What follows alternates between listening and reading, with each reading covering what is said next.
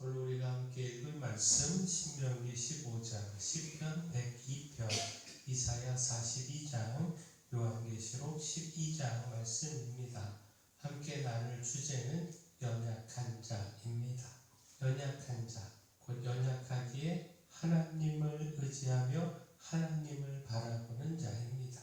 바로 그들에게 주어지는 은혜와 사명입니다.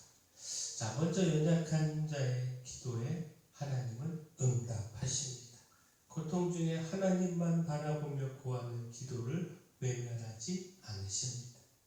시편 102편은 고난과 고통 중에 아파하며 하나님의 도우심을 구한 한 신앙인의 기도입니다. 무엇보다 시온을 긍휼히 여기시고 재건해 주시기를 구하고 있는데 이 신앙인에게는 믿음이 있었습니다. 빈궁한 자의 기도와 갇힌 자의 탄식을 하나님께서 반드시 들어주신다라는 겁니다.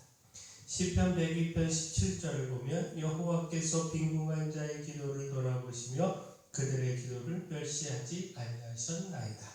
20절도 보면 이는 갇힌 자의 탄식을 들으시며 죽이기로 정한 자를 해방하사. 자, 빈궁한 자와 갇힌 자, 곧 연약한 자이고요. 하나님을 의지하며 하나님의 도우심을 구하는 자입니다. 연약하기에 하나님의 도우심 없이는 살 수가 없고 또 지금의 환난을 이길 수 없음을 깨달으며 절대적으로 하나님만을 의지하며 은혜를 구하는 자입니다. 하나님은 그렇게 하나님만을 의지하는 자의 기도를 반드시 응답하신다라는 겁니다. 하나님은요, 거만한 자를 비웃으시고 겸손한 자에게 은혜를 베푸십니다. 하나님 없이 내 힘으로 충분히 살아갈 수 있다. 교만하며 자기 힘을 의지하는 자는 물리치시고 하나님 은혜 없이 살아갈 수 없다. 겸손히 그 은혜를 구하는 자를 돌보십니다. 따라서 우리가 하나님 앞에 겸손하기를 소원합니다. 우리는 연약하고 하나님의 은혜 없이는 살아갈 수 없음을 깨닫고 겸손히 하나님 의지하며 그 도우심 간구하며 살아가기를 소원합니다. 자, 또한 하나님은 연약한 자를 구원하십니다. 연약하다고 포기하지 않으시고 그 사랑으로 끝까지 붙들어 구원하십니다. 이사야 42장은 하나님께서 붙드시는 종에 대하여 말씀하고 있습니다. 하나님의 마음에 기뻐하는 자요 하나님의 택함을 받은 그는 하나님의 영을 받아 이방의 정의를 베풀게 된다라는 겁니다. 구체적으로 그가 하게 되는 일에 대하여 다음과 같이 말씀하고 있는데 이사야 42장 3절을 보면 상한 갈대를 꺾지 아니하며 꺼져가는 등불을 끄지 아니하고 진실로 정의를 시행할 것이며 또한 7절도 보면 내가 눈먼 자들의 눈을 밝히며 갇힌 자를 감옥에서 이끌어내며 흑암에 앉은 자를 감방에서 나오게 하리라. 상한 갈대, 꺼져가는 등불, 눈먼 자들, 갇힌 자, 흑암에 있는 자 등등 이 모두는 연약함으로 하나님의 은혜가 필요한 백성들, 하나님의 백성들을 뜻합니다. 하나님께서 그들의 필요를 외면하지 않으시고 하나님께서 그 택한 종을 통하여 그들을 구원하시고 돌보신다라는 겁니다. 이것이 하나님의 정의라는 겁니다. 자, 결국 무엇입니까? 하나님은 연약하다고 버리거나 포기하지 않으십니다. 연약하기에 오히려 더 큰 사랑으로 돌보시고 구원하십니다. 하나님의 정의는 연약한 편에서, 연약한 자의 편에서 그를 구원하십니다. 따라서 세상이 아닌 하나님을 의지해야 합니다.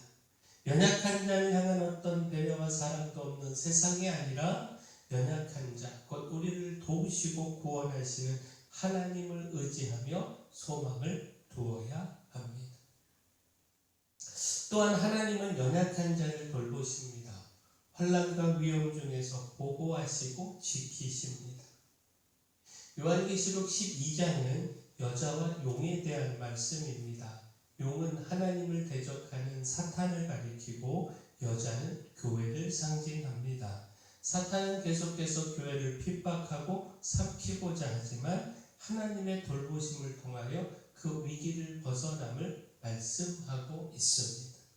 요한계시록 12장 6절을 보면 그 여자가 광야로 도망하며 거기서 1260일 동안 그를 양육하기 위하여 하나님께서 예비하신 곳이 있더라.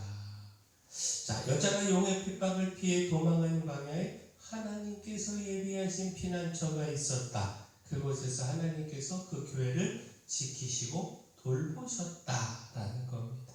자, 요한계시록 12장 14절부터 16절까지 말씀 보면 그 여자가 더 큰 독수리의 두 날개를 받아 광야 자기 곳으로 날아가 거기서 그 뱀의 낯을 피하여 한 때와 두 때와 반 때를 양육받으며 여자의 뒤에서 뱀이 그 입으로 물을 강같이 토하여 여자를 물에 떠내려가게 하려 하되 땅이 여자를 도와 그 입을 벌려 용의 입에서 토한 강물을 삼키니.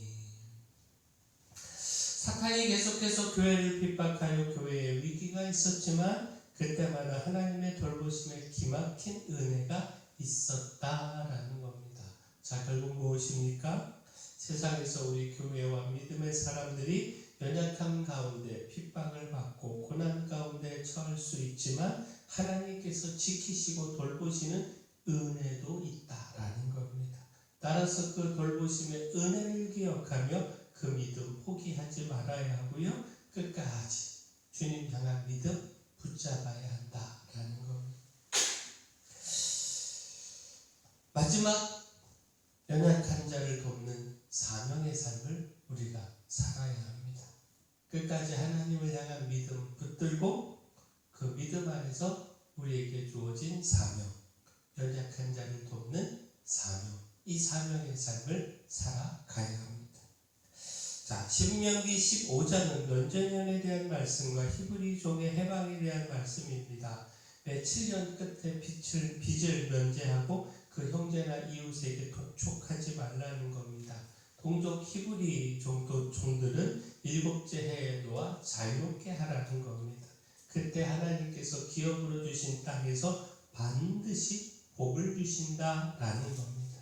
또한 가난한 자를 향한 사랑과 나눔에 대해서도 가르치고 있는데 함께 거주하는 자들 중에 가난한 자가 있다면 움켜쥐지 말고 손을 펴서 그 필요한 대로 넉넉히 구워주고 아낌없이 베풀어야 한다라는 겁니다. 신명기 15장 7절 8절 말씀 보면 내 하나님 여호와께서 내게 주신 땅 어느 성읍에서든지 가나안 형제가 너와 함께 거주하거든 그 가난한 형제에게 내 마음을 완악하게 하지 말며 내 손을 움켜쥐지 말고 반드시 내 손을 그에게 펴서 그에게 필요한 대로 쓸 것을 넉넉히 구워주라.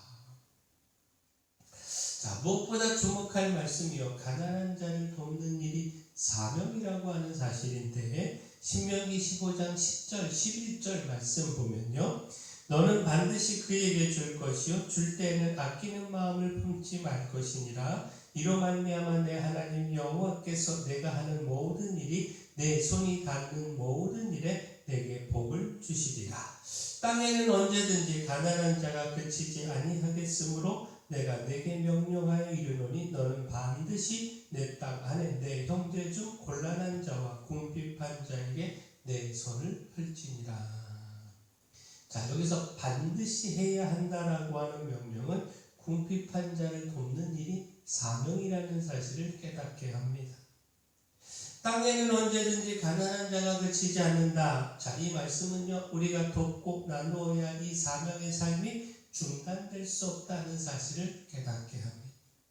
또한 이로 말미암아 하나님께서 모든 일에 복을 주신다. 이 말씀은 힘을 내서 사명을 감당하라고 하는 격려인 동시에 또 이 복이 또한 다시 가난한 자들을 향한 사명으로 이어지기를 바라는 하나님의 뜻이 있음을 깨달을 수 있습니다. 하나님은 하나님의 백성들 모두가 평안하고 행복하기를 원하십니다. 이를 위해 가난하고 연약한 자를 우리 옆에 두시고 우리에게 돕는 사명을 주셔서 함께 행복을 누리기를 원하십니다.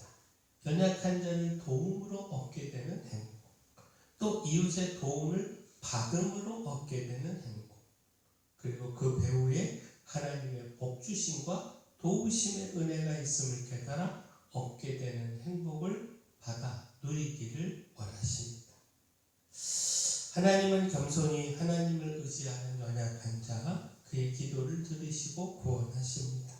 세상의 핍박과 고난 중에 있는 연약한 주의 백성들을 보호하십니다. 따라서 교만함을 버리고 겸손함으로 하나님을 의지해야 합니다. 또한 연약한 자를 돕는 사명의 삶도 살아가야 합니다. 하나님, 우리가 이렇게 살아가기를 소원합니다. 사랑의 주 하나님, 하나님께서 들으시고 응답하심을 믿고 하나님을 의지하는 연약한 자로 힘써 기도하기를 소망합니다. 세상의 핍박에도 하나님을 붙들고 의지하는 믿음에서 흔들리지 않아 하나님의 돌보심과 구원의 은혜를 누리게 하여 주시며 가난한 자를 돕는 사명에도 힘을 다하여 이를 통해 행복도 누리고 또 하나님이 주시는 복도 누리게 하여 주시옵소서. 교회에 연약한 모든 분들 주님 강력한 손으로 안수하시고 치료하여 주시옵소서. 저희 교회 주신 사명, 이 마을의 빛이요 소금으로서의 사명 잘 감당할 수 있도록 힘도